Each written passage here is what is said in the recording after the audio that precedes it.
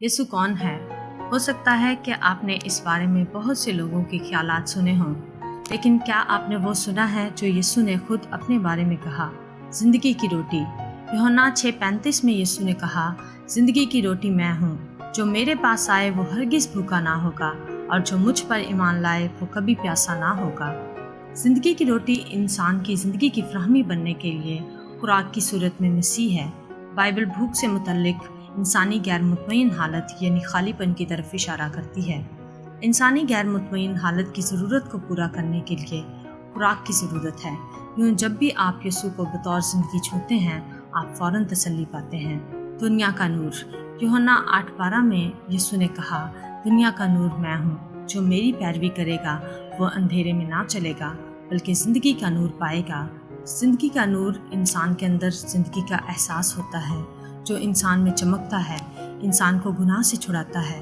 جب بھی یسوع ہمارے بیچ میں ہوتا ہے، نور ہمارے بیچ میں ہوتا ہے اور بطور نور ہم میں چلتا پھرتا ہے۔ اچھا چرواہا۔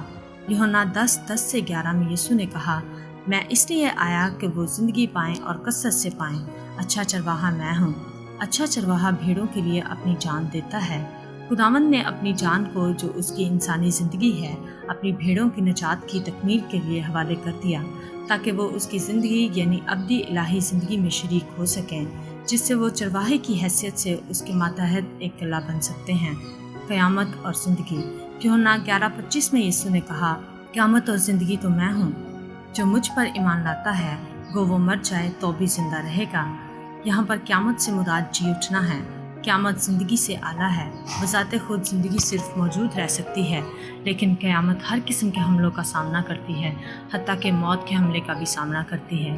اس لیے خداوند صرف زندگی نہیں ہے، بلکہ وہ قیامت یعنی جی اٹھنا بھی ہے۔ موت اسے قبضہ میں نہیں رکھ سکتی تھی، کیونکہ وہ اس پر فتح پانے کے قابل ہے۔ راہ، حق اور زندگی۔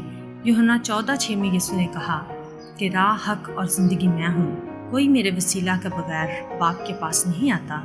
راہ کو حق یعنی حقیقت کی ضرورت ہوتی ہے، اور حقیقت کے لیے زندگی کی ضرورت ہے۔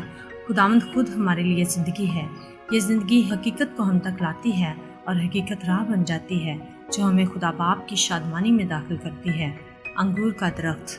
یوحنا 15:5 میں یسوع نے کہا، میں انگور کا درخت ہوں، تم ڈالیاں ہو۔ جو مجھ میں قائم رہتا ہے اور میں اس میں، وہی بہت سا پھل لاتا ہے، کیونکہ مجھ سے جدا ہو کر تم کچھ نہیں کر سکتے۔ مسیح انگور کا درخت ہے اور ہم اس انگور کے درخت کی ڈالیاں۔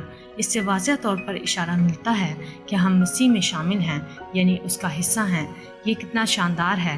خدا زندگی ہے، اور اس زندگی کو ایک خلقی بدن کی ضرورت ہے، جس میں یہ بڑھ سکے، ایک اظہار حاصل کر سکے۔ یہ بدن ایک زندہ وجود ہے جو مسیح اور کلیسیا ہے۔